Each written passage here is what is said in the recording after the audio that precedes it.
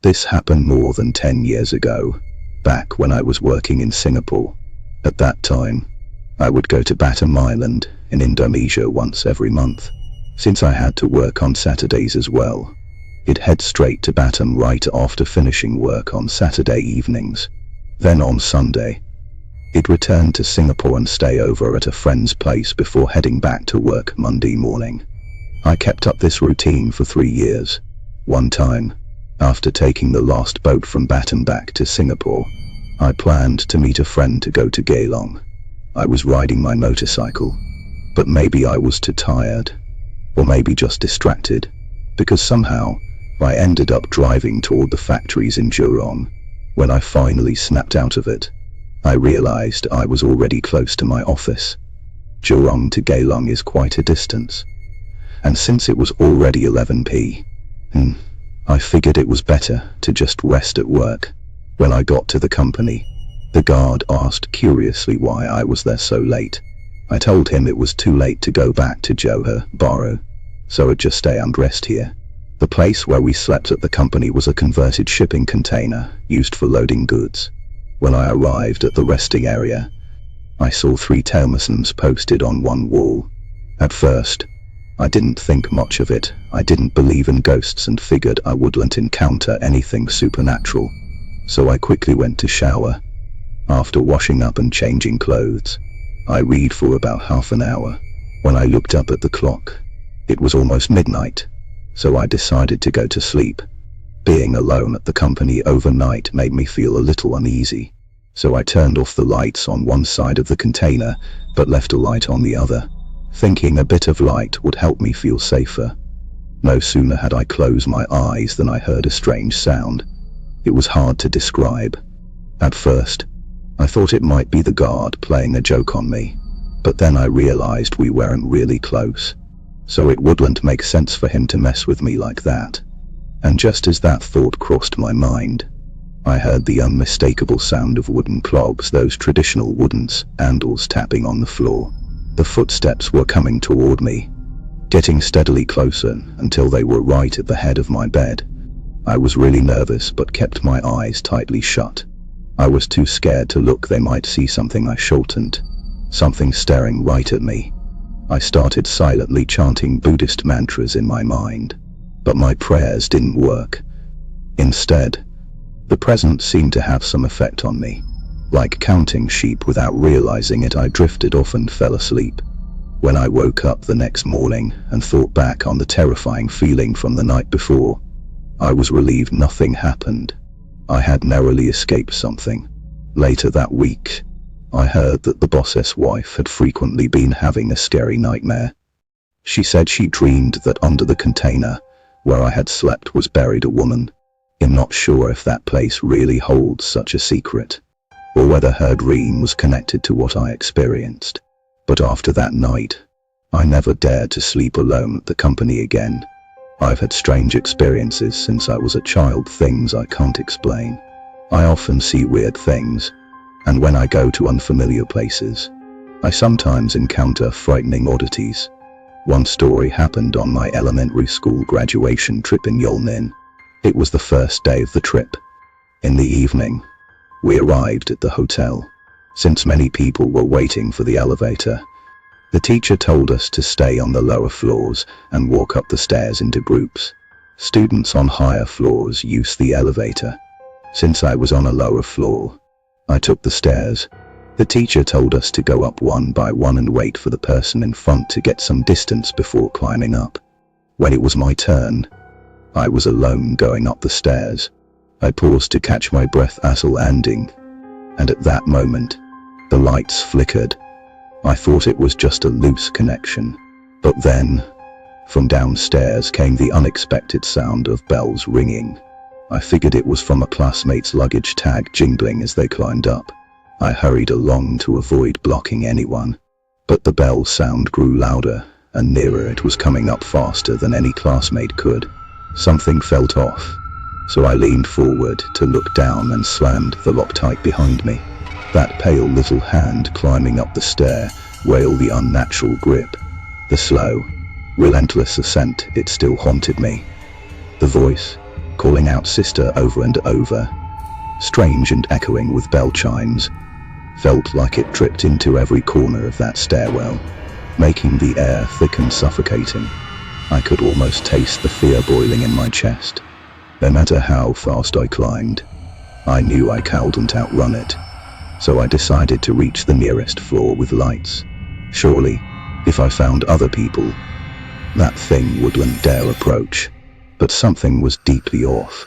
Every floor I passed was pitch black, no lights, no signs of life. Walking through those dark hallways, my heart hammered like a caged bird desperate to break free.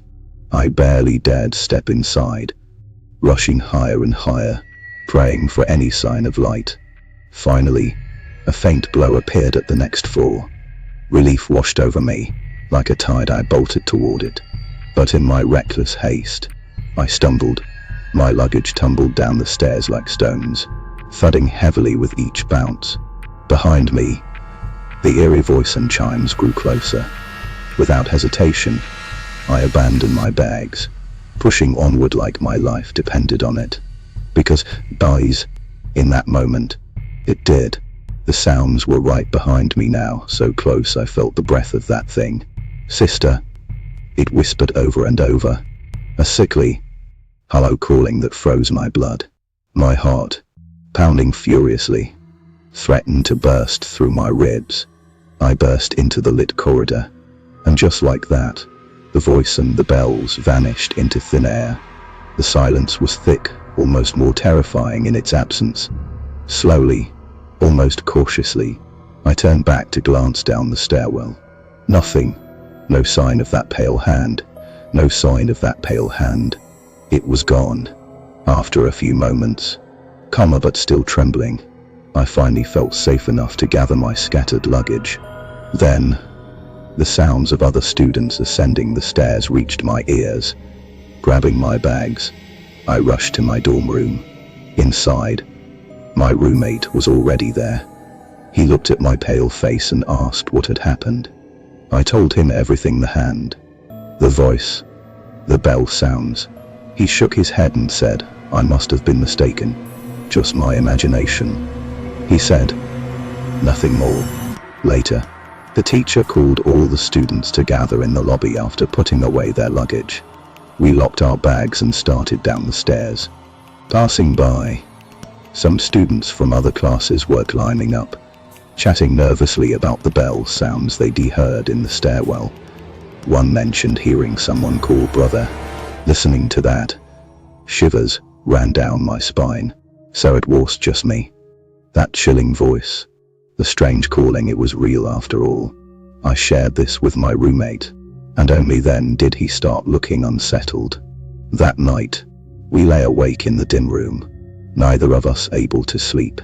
Fear clenched tight in our chests, pressing down like an unseen weight. Hours passed until we began talking, trying to distract ourselves. Suddenly, there was a knock at the door, sharp, deliberate. I thought maybe it was a teacher or another student, so I didn't hesitate. I got up and peered through the peephole. Nobody, just emptiness outside. Maybe a prank by some bored kid from another room. Then knock, knock, knock right again. My roommate was visibly scared, but I convinced myself it was just a prank. Whoever it was must be hiding, waiting for me to check. I got down on the floor to peek beneath the door. Still nothing. The corridor was empty, but the knocking didn't stop. Thud, thud, thud, echoing in the quiet night. Closer now, yet no one was there. Heart pounding. I jumped up, looked again through the peephole. Empty hallway. Then I flung open the door and stepped out. Still no one. The silence settled in, unwrapped around me like a shroud. Goose and strows on my skin. I shut the door and twisted the lock tight again, trying to trap whatever unseen presence was out there. Then my roommate and I huddled together, staying up until almost dawn before we finally felt safe enough to fall asleep. Later, I heard from other classmates that some of them had strange experiences that same night. Some might say it was just my imagination, But I have always believed there was something odd about that hotel. This happened shortly after I finished my military service. Bored and restless, I decided to ride my motorcycle all the way out to Tukurin to visit a friend. By the time it was nearly 10 p.m, I figured it was late enough to head back to Nantu. So after saying goodbye, I set off for home. As I slowly rode south toward Nantu, fatigue started to hit me. My stomach was growling till I was hungry. I thought about how nice it would be to find a place to stop, rest a bit, and grab some food before continuing. But here I was, stuck on a lonely stretch of road where no villages or shops were in sight. Not even a single passerby. Just as I was wondering which direction to take to get back to a busy area, I noticed a flickering light by the roadside up ahead. It was a red lantern, swaying gently outside what looked like a shop. The lantern was unusual. It caught my attention instantly. I slowed down and took a closer look. Through the window, a dim yellow minus orange light spilled out, hazy with steam rising from food inside. I thought, lucky me, I don't have to go all the way into town to eat. I parked my bike and stepped inside. The place was sparsely populated, just 3 or 4 people scattered around. Given the location, I didn't expect there to be any customers at all. I glanced at the menu: noodles and some small dishes. I ordered a bowl of noodles and a few side dishes. The total came to exactly 100 yuan. The owner nodded slightly, signaling HED heard me. I casually picked a seat and sat down, but as soon as I settled in, I felt all the eyes in the room fixate on me. It was uncomfortable, but I kept watching. Something was off. Though the lights were warm and yellow, the people cooking and eating looked strange, grayish and faded, like an old TV screen with distorted colors. Worse, their faces were expressionless, frozen. The whole atmosphere felt unnatural. Just then, the owner brought my food. As I prepared to dig in, I noticed the dishes also had that dull grayish tone. Despite feeling unsettled, I took a bite. Immediately, I was shocked. The steaming noodles were ice cold. Worse, they tasted like soap. I spat everything out right away. Something was seriously wrong. I pulled out my wallet, wanting to pay and leave as fast as possible. I handed the owner a 100 yuan bill, but instead of a simple nod, his blank face twisted into a look of suspicion. Then he stared straight at me, unblinking. That look sent a wave of fear through me. Goosebumps rose on my skin. I was terrified. I tossed the money on the counter and bolted out of the shop, jumped on my bike, and sped away. Back home, I kept thinking how eerie that place was. Maybe I was just exhausted, and my senses were playing tricks on me. The owner probably thought I was crazy. A few days later, when I went to Duyulu to meet some university friends, I purposely detoured to that same road. But no matter how hard I searched, I couldn't find the shop with the red lantern anywhere. It was gone, vanished without a trace. That day's experience still felt unreal, and it scared me. With time, I almost forgot about it until one recent night around 2 or 3 in the morning. I was returning to Nantu from another county and, without planning to, found myself on that very road again, waiting at a traffic light. I spotted the familiar flicker of red lantern light in the distance. In August 2017, while I was working in Taipei, I suddenly received terrible news from home. My father had passed away. After his death, to better care for my mother, I moved back to Taichung, and of part 3 living together. At first, I had moved to Taipei because jobs were harder to find in Taichung. Now that I was back where I grew up, I had to start from scratch. But my education wasn't great, so job hunting often ended with no results. After over a month, still no job, I had no choice but to begin with building property management work, and I eventually got hired. To the company, young people like me were fresh energy, so I was assigned to the graveyard shift. On my first day, they gave me a long list of instructions. I quickly adapted. The building I worked in was more than 20 floors tall. Each day, I had to patrol twice, once at 11 p.m. Then again at 4 a.m. The patrol route started from the courtyard to the pool, then to the public areas on the second floor. After that, it'd go up to the top floor's water tank room to clock in. Then it'd go down by stairwell, stopping at each safety door checkpoint to clock in, moving floor by floor, until I returned to the first floor that marked the end of the patrol. After about a month doing this, I started noticing something strange. Every time I passed the 9th floor, there was a heavy suffocating feeling. I wasn't sure if the air just didn't circulate well or if it was something else, but there was an undeniable pressure in the air. What struck me as odd was that despite the weight in the atmosphere, the windows on both sides of the 9th- floor hallway were always tightly shut and unusually filthy. Each time before my shift, I'd mention it to the cleaning uncle, hoping he'd clean them. But every time, he barely paid attention and sometimes even told me not to worry about it. I never understood why no one ever cleaned the 9th- floor windows. It got to the point where my curiosity got the better of me. So one day I asked the manager, "Why are the 9th- floor windows always so dirty?" When the manager heard my question, he said, "Haven't you heard about that incident?" I frowned, clueless about what he meant. Seeing my blank look, he said, "It's okay if you don't know. Just do your job and don't pry too much." After that, he brushed me off. That only made me more obsessed with the 9th floor. Later, I noticed something else strange. While patrolling the 9th floor, the flashlight beam wouldn't suddenly dim, but the moment I stepped off that floor, the light would return to normal brightness. It was weird, though it felt off. I had no choice, and I kept working at the building for a while longer. Then came the night of the Mid-Autumn Festival. At 11 p.m., I started my first patrol as usual. I clocked in at the rooftop water tank room, then began walking toward the emergency stairs. Suddenly, I felt a cold chill down my spine, and my scalp pricked lead as if struck by electricity. I stopped and glanced around. Nothing seemed out of place. Maybe I was just overthinking. So I continued down the stairs, checking in at every floor. But when I reached the 19th floor, that same suffocating feeling from the 9th floor returned. I wondered how this floor could feel the same way. Growing more uneasy, I decided to speed up and finish the patrol quickly.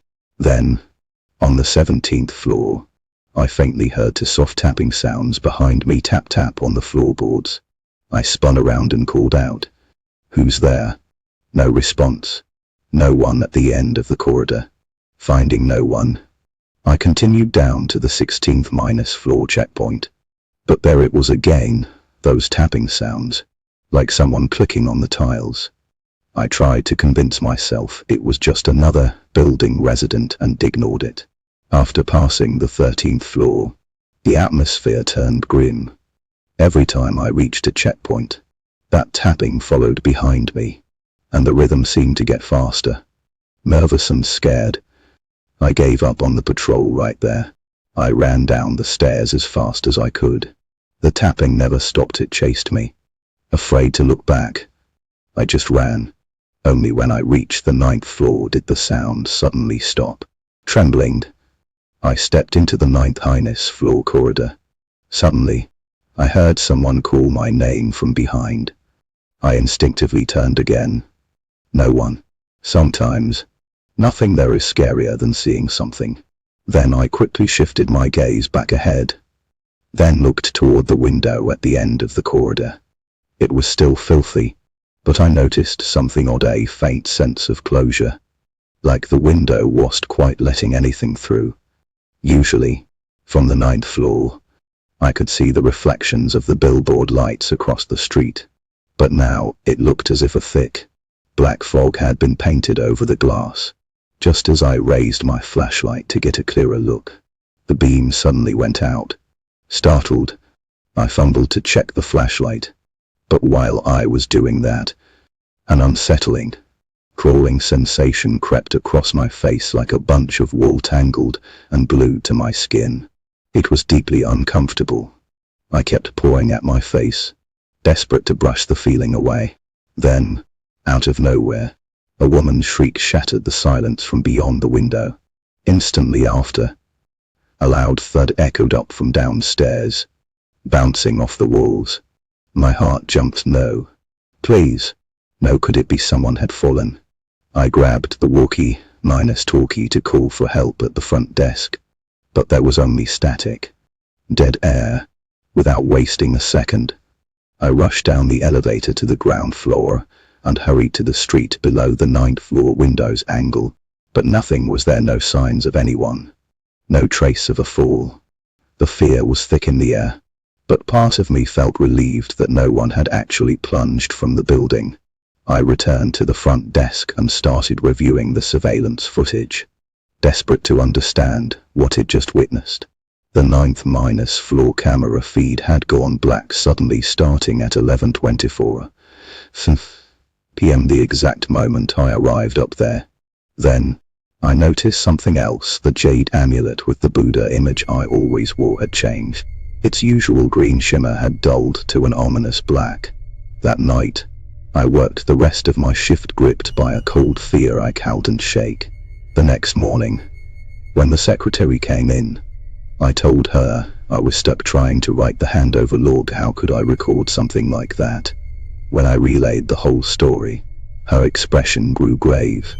She told me she didn't know anything about it until one day, a resident who was friendly with me finally confided the truth. Apparently, jumps happen all the time in this